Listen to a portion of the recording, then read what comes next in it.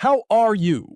This is our weekly book review session where we explore ideas from books written by both local and international authors. Today, as always, I've come back with a new book and a fresh idea. I believe you're going to enjoy this one, so stay with me. The book I've chosen today is Eat That Frog by Brian Tracy.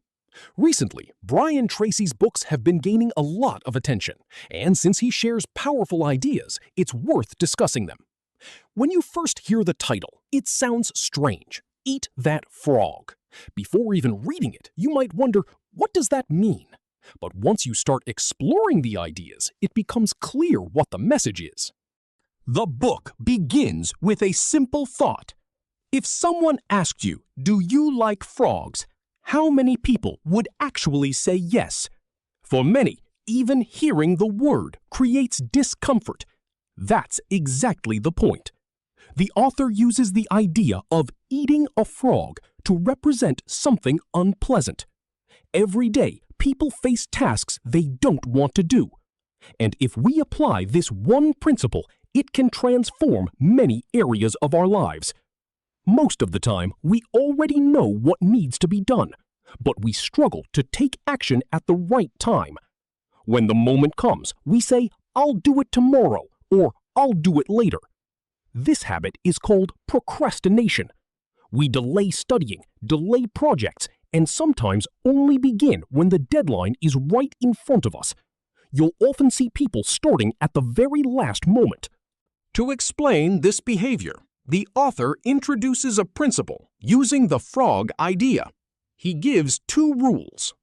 Imagine you had no choice. You had to eat frogs to survive, and you were given two.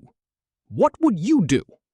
It's not easy, but if it's unavoidable, the first rule is clear. Start with the ugliest one. Why begin with the most unpleasant task? First, because once you finish the worst one, the rest feels easier. Second, if you must do it, don't waste time staring at it. The longer you think about it, the worse it feels. So don't overthink, just act. When the author applies this to daily life, he means this. If you tend to procrastinate, begin with your hardest task, not the easiest. The hardest one is the task that weighs on your mind, the one you keep avoiding. Start there. Once it's done, everything else becomes simpler. Many people fill their time with junk tasks just to feel productive. Like junk food, these tasks don't truly benefit you. They just give a temporary sense of satisfaction. But deep down, you know the one task you've been avoiding. The author says, choose that one first. The second idea is to stop overthinking and move into action quickly. The more you think about a task, the more procrastination grows. So start immediately with that ugly frog. From there, the author introduces 21 ways to overcome procrastination. Since some ideas repeat, let me highlight 7 key ones. The first idea is set the table. This means deciding clearly what you want to do. Identify your frog. What is the most important and difficult task? Put it in front of you. Write it down. To do this effectively, use the Pareto principle, the 80-20 rule. In most cases, 20% of your tasks bring 80% of your results. The rest are less impactful. Focus on that 20%. Find the task that truly moves your life forward. After identifying it, plan it. The author emphasizes planning strongly. If you want to save most of your time, spend a small portion planning. For example, if you work 8 hours, spend about 30-40 minutes planning your day. Even better, plan the next day the night before. If your frog is writing an important email, decide in advance what you'll include. Then, when the time comes, don't think, just start. The second idea is the ABCDE method. This helps you categorize your tasks. A tasks are your frogs, the most important ones. Do them immediately. B tasks are important but not urgent. Work on them gradually. C tasks are nice but not necessary. Do them only in your free time. D tasks should be delegated. Pass them to others if possible. And E tasks should be eliminated. They don't add value, so remove them completely. The third idea is prepare thoroughly. Before starting your task, gather everything you need.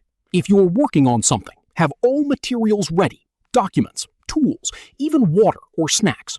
Small interruptions can break your focus and waste time. Prepare your space so you can work without stopping. The fourth idea is take it one step at a time. Big tasks feel overwhelming because they aren't broken down. Divide them into smaller pieces.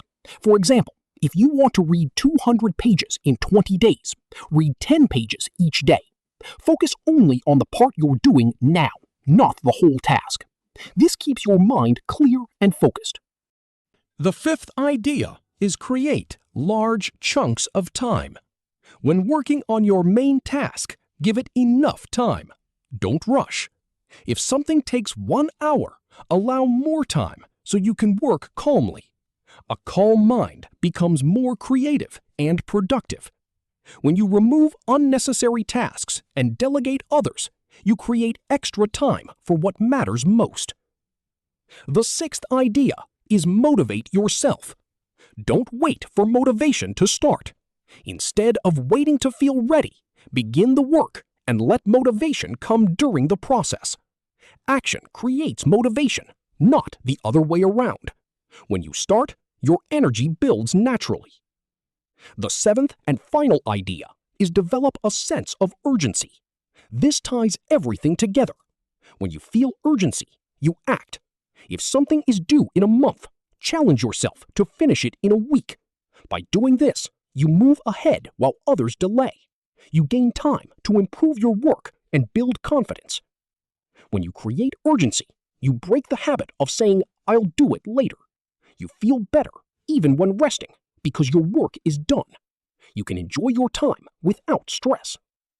This is how I understood Eat That Frog by Brian Tracy. The title may sound strange at first, but the message is simple. Start with the hardest task, and everything else becomes easier. I encourage you to explore the book further and see how these ideas can help you. That's all for today. We'll meet again next week with another book and a new idea. Have a great week.